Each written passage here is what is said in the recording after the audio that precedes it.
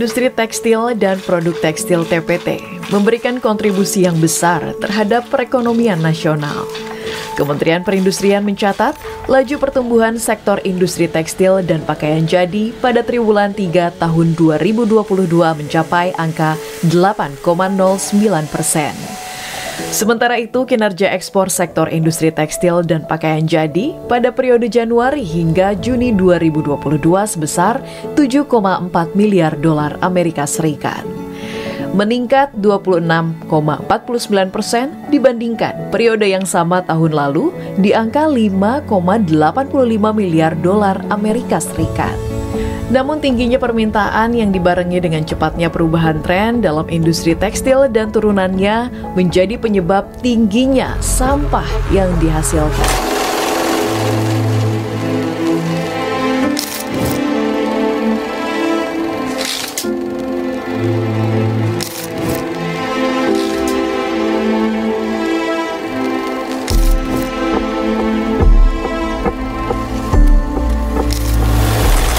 Apalagi sekarang sudah banyak ya terkait dengan fast fashion seperti itu.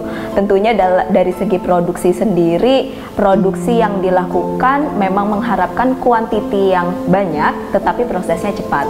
Tentunya ketika dilakukan dalam tahap yang seperti itu, tentunya kualitas produknya yang dipilih pun juga terbatas seperti itu. Dan pada akhirnya itu bahan-bahan yang digunakan juga tentunya tidak ramah lingkungan. Salah satunya yang sering digunakan biasanya itu bahannya polyester. Polyester sendiri itu adalah plastik. Seperti yang kita tahu, plastik itu kalau misalkan untuk didaur ulang pun juga sulit. Pemerintah melalui Badan Perencanaan Pembangunan Nasional memastikan Indonesia terus berbenah dalam mengatasi sampah tekstil, salah satunya melalui fashion sirkular, yaitu sebuah konsep produk mode yang dirancang, bersumber, diproduksi, dan dilengkapi dengan tujuan memperpanjang manfaat dari sebuah rantai produksi dan konsumsi, sehingga bisa menggunakan sumber daya dengan lebih efisien. Kami di Bappenas sangat concern terkait juga dengan pengolahan limbah tekstil ini, pengolahan tekstil ya secara keseluruhan, dan dalam kajian kami memang ternyata tekstil ini sangat berpotensi juga untuk kita dorong menjadi salah satu prioritas dalam konteks kita melaksanakan circular economy. Konsep berkelanjutan dan ramah lingkungan kini sudah mulai berkembang ke berbagai lini. Diperlukan kesadaran dan dasar pemahaman yang benar untuk mengimplementasikan konsep ini. Langkah-langkah ekonomi sirkular yang diterapkan pada industri tekstil bukanlah sekedar manajemen pengelolaan limbah, namun termasuk manajemen pengelolaan sumber daya.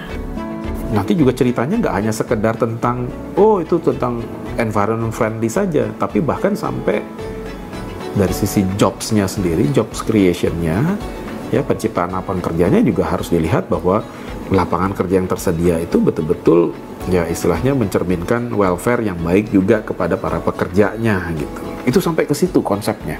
Jadi dari hulu sampai hilir, tidak hanya hilirnya saja di konsumennya gitu, tapi produksinya juga sampai seperti itu. Nah, itu satu. Pemahamannya itu benar-benar harus diberesin. Tren fashion sirkular yang menjadi berkembang di seluruh negara termasuk Indonesia juga diamini oleh salah satu desainer senior yang juga pelopor label fashion ramah lingkungan sejauh mata memandang, Citra Subiakto, yang melihat kesadaran dan komitmen masyarakat, khususnya generasi muda akan bahaya limbah pakaian. Hal ini diperkuat data Sustainable Brands yang menyebutkan sebanyak 54% jenama fashion ramah lingkungan merasa peningkatan permintaan sejak pandemi dimulai. Sedangkan sebanyak 57% pembeli setuju untuk membuat perubahan signifikan melalui penerapan mode berkelanjutan guna mengurangi dampak buruk lingkungan. Anak muda zaman sekarang tuh sangat terbuka gitu, mereka sudah sangat paham mengenai soul fashion, tentang circularity. Mereka sudah mulai peduli dengan produk-produk yang buatan dalam negeri gitu. Kemudian jadi mereka yang penting tuh intinya kita seimbang gitu, balance. Adalah satu, prosesnya bertanggung jawab. Dia memikirkan manusia yang mengerjakannya, dia memikirkan cara produksi pakaian itu dari kain hingga menjadi baju gitu. Kemudian itu semua kan dihitung ya gitu. Kadang-kadang kita memang suka melihat, aduh ini bendanya sangat murah atau sangat terjangkau. Tapi apakah pekerjanya mendapatkan upah yang sesuai?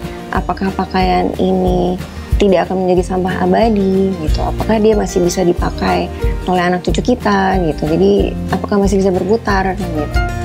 Kementerian Perindustrian pun kini semakin gencar mendorong industri untuk menerapkan konsep fashion sirkular. Tidak hanya bagi industri skala besar, tetapi juga diaplikasikan oleh industri kecil dan menengah IKM yang dimulai dari penggunaan bahan baku. Karena apabila ekonomi sirkular dapat diterapkan dalam industri tekstil, limbah akan berkurang sebanyak 14% dan meningkatkan daur ulang limbah tekstil sebanyak 8%. Jadi ketika dia lebih efisien, pastinya industri tekstil dan fashion kita lebih berdaya saing. Ketika berdaya saing, pastinya dia bisa mengalahkan produk impor, bahkan dia bisa ekspor. Nah, pentingnya di situ. Kemudian penting selanjutnya juga bahwa memang industri fashion ini termasuk juga kalau di kebutuhan pokok itu kan kebutuhan primer, kebutuhan kedua. Jadi dengan kita menerapkan prinsip-prinsip ramah lingkungan, memang ini akan menjadi daya tarik ataupun branding dari fashion itu. Jadi kalau lihat dampaknya seperti apa atau seberapa sih animo gitu ya konsumen untuk membeli fashion ramah lingkungan ini, ya semakin meningkat dengan semakin tingginya pengetahuan akan amannya suatu baju kita kenakan. Salah satu potensi yang dapat digarap oleh pelaku IKM adalah dengan menggali bahan baku lokal yang menjadi kekayaan kearifan daerah. Hal ini sudah dimulai oleh jenama asal Kabupaten Pasuruan, yaitu Kain, yang menciptakan produk fashion berkelanjutan dari serat sutra eri.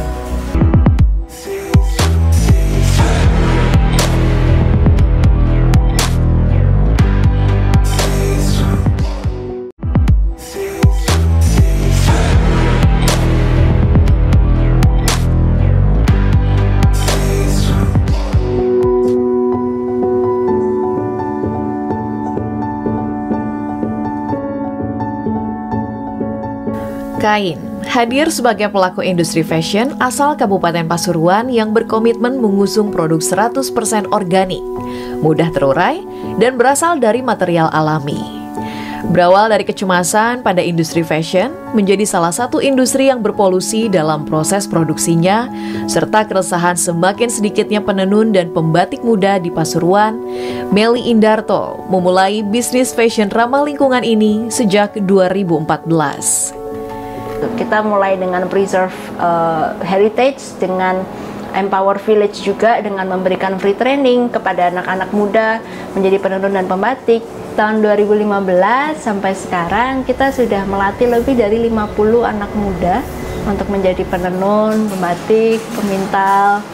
Jadi mereka benar-benar datang dari berbagai background ya. Tadinya mereka supir truk, tadinya mereka buruh lepas, mungkin ada yang pengangguran juga, mantan preman pun juga ada gitu. Jadi berbagai latar belakang kita ajari mereka dengan free training sampai akhirnya mereka bisa menjadi pengrajin-pengrajin batik maupun tenun yang halusan.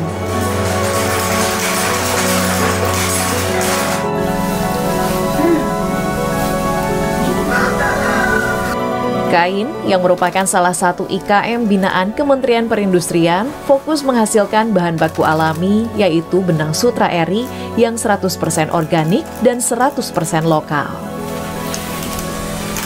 Kita sudah berkolaborasi dengan lebih dari 200 petani sutra eri di wilayah Malang, Pasuruan, dan sekitarnya untuk berbudidaya ulat sutra eri secara etis. Jadi kita membeli hasil panennya, lalu kita olah lagi menjadi benang sutra eri fabrikasi yang pertama di Indonesia.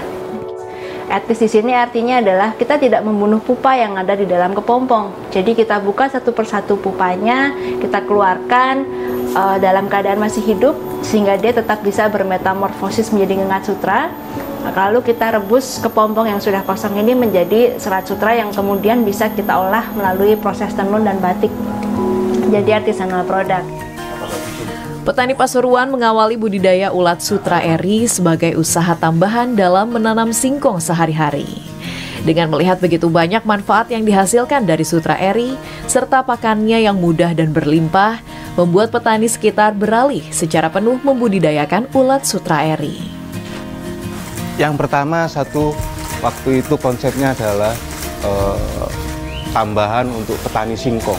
Kita memanfaatkan daun singkong sebagai pakan dari ulat sutra ini untuk nilai tambah dari petani singkong. Jadi saya pikir pakan untuk ulat sutra ini sangat berlimpah, mudah dan cepat untuk sirkulasinya.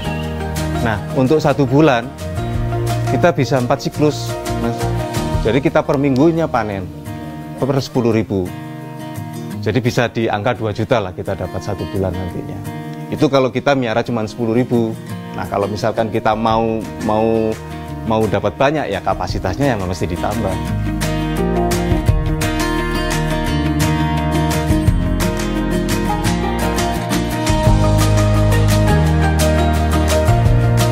Ulat sutra eri kaya akan manfaatnya, mulai dari pupa hingga kotorannya yang penuh protein dan juga bernilai ekonomi. Selain itu tidak diperlukan perlakuan khusus dalam membudidayakannya, sehingga praktis dan efisien. Komitmen untuk menerapkan konsep berkelanjutan dan ramah lingkungan tidak hanya dalam pemilihan bahan baku serat sutra eri dan tencel atau serat kayu, namun juga menggunakan jenis pewarna tumbuhan yang alami. Di sini kami menggunakan proses pewarnaan alami yang kami ambil dari alam. Kami ambil dari kayu secang, kayu tinggi, kemudian indigo vera, dan kayu johlawe.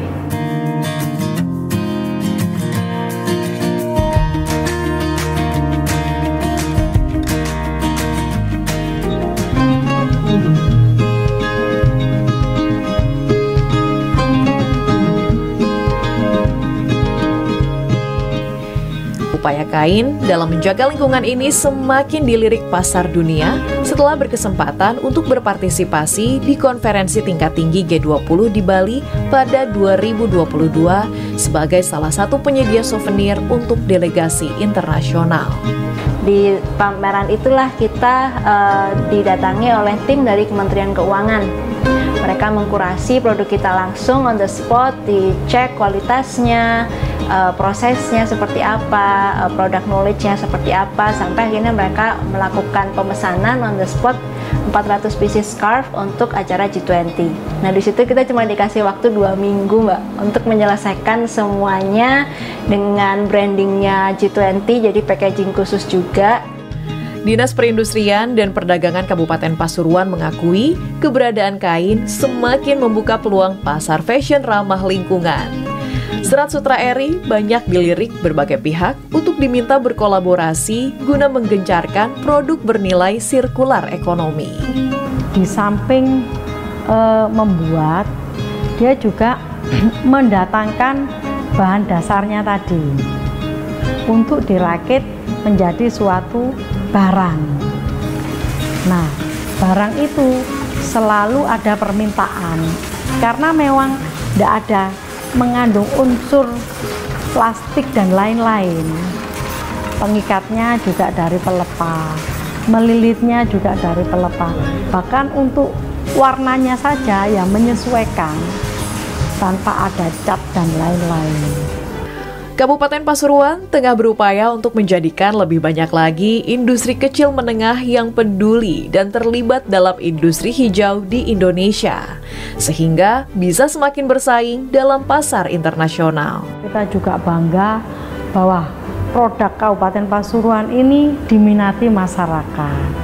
Dan yang ketiga, kita juga bangga bahwa ada IKM yang betul-betul serius untuk mempromosikan produknya sehingga bisa dikenal oleh masyarakat luas.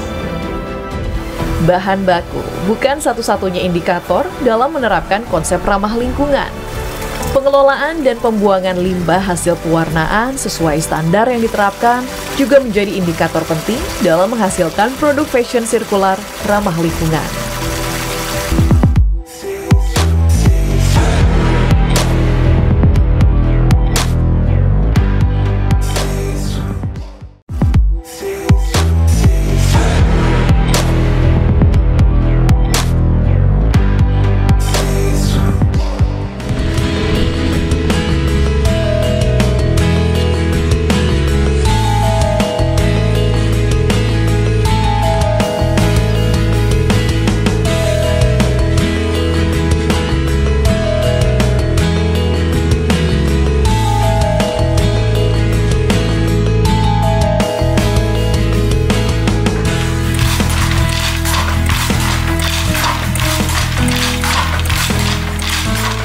Jenama asal Yogyakarta yang merupakan industri kecil menengah di bawah pendampingan Kementerian Perindustrian yaitu Paradise Batik menjadi salah satu IKM batik yang mengedepankan konsep ramah lingkungan. Didirikan sejak 1983 yang berawal daripada usaha bordir, Paradise Batik kemudian di tahun 2000 fokus pada produk ragam batik tulis dan cap mulai dari kain hingga pakaian jadi dengan desain eksklusif. Produk batik yang dihasilkan berasal dari penggunaan bahan baku alami, pewarnaan daur ulang, hingga menggunakan pembuangan limbah yang sesuai standar industri hijau. Paradise ini terus mempertahankan komitmen dalam melestarikan lingkungan, yaitu dengan industri fashion, dengan efisiensi, efektivitas, berkelanjutan seperti itu. Kemudian kami menerapkan langkah zero waste dan 3R, reduce, reuse, recycle. Kami juga memiliki instalasi pengolahan air limbah secara mandiri dan teruji. Kemudian hasil dari output limbah cair tersebut juga saat ini alhamdulillah aman untuk dipakai aktivitas yang lain, sehingga untuk masyarakat juga aman air limbahnya. Dan juga untuk limbah B3 juga kami kelola, serta untuk kain sisa produksi kami olah kembali, kami manfaatkan kembali untuk menjadi produk dengan bernilai tambah dengan tujuan zero waste. Nah, dari awal inilah kami juga diperkenalkan untuk konsep industri hijau, lalu kami mendapatkan respon positif dari Kementerian Perindustrian Republik Indonesia. Komitmen mengusung konsep ramah lingkungan inilah yang kemudian berhasil membawa Paradise Batik sebagai satu-satunya industri batik di Indonesia yang mendapatkan sertifikat industri hijau dari pemerintah pada tahun 2021. Berikut 7 penerima sertifikat industri hijau.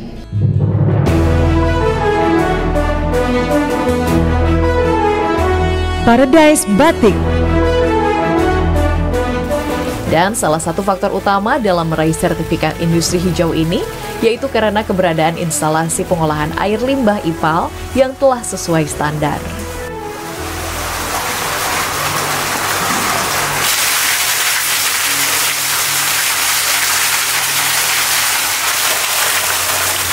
IPAL itu adalah limbah terakhir dari yang kebetulan di industri kami, limbah terakhir di batik yang selama ini sebenarnya menjadi momok sebuah industri batik.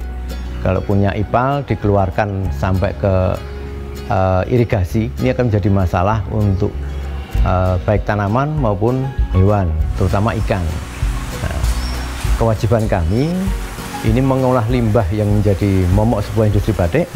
Ini menjadi benar-benar yang ramah lingkungan, dan alhamdulillah sudah kami buktikan bisa kita olah sesuai dengan baku mutu air yang sudah ditetapkan.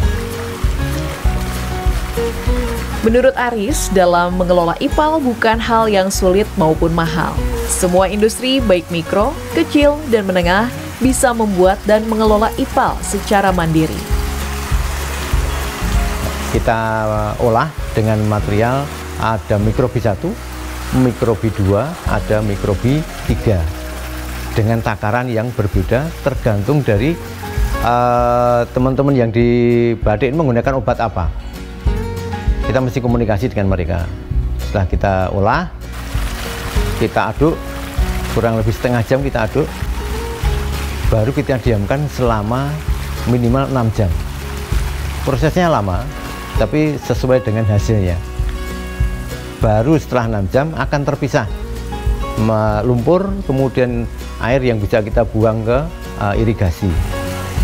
Kebetulan di tempat kami irigasinya masih aktif untuk tanaman, untuk persawahan, dan untuk perikanan. Dan selama ini alhamdulillah tidak ada komplain, artinya bahwa yang kami buang ini sangat baik kualitas airnya. Pemberian sertifikat hijau menandai pelaku industri yang telah memenuhi standarisasi menekankan pada efisien dan efektivitas dalam menggunakan sumber daya berkelanjutan.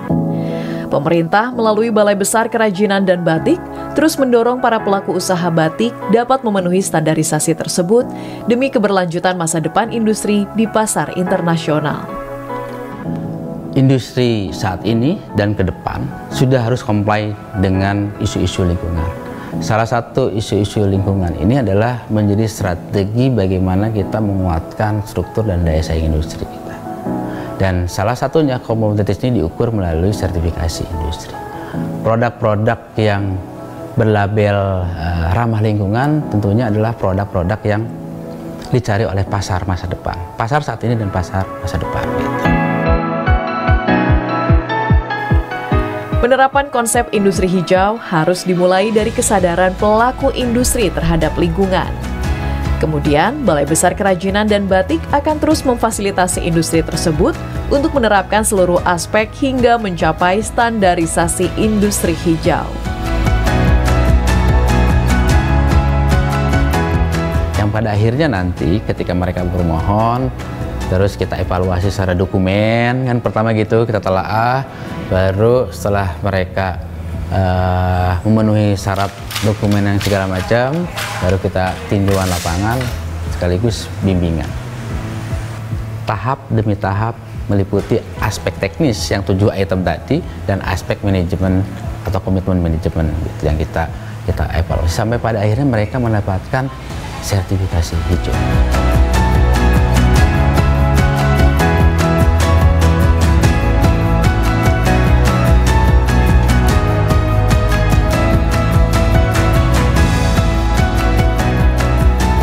Dinas Perindustrian Yogyakarta terus memfasilitasi industri kecil menengah di bidang fashion, batik, serta kerajinan guna menghasilkan produk yang bernilai berkelanjutan. Kita punya potensi pertama, kita punya industri kecil menengah itu sebesar 98.000 IKM. Ya. Kemudian yang kedua, potensi lagi kita punya desainer-desainer yang luar biasa. Jadi kan baju itu tidak lepas dari desainer, ya kan. Kemudian ketika kita punya potensi pasar luar negeri ya, potensi pasar luar negeri juga kita untuk fashion juga banyak.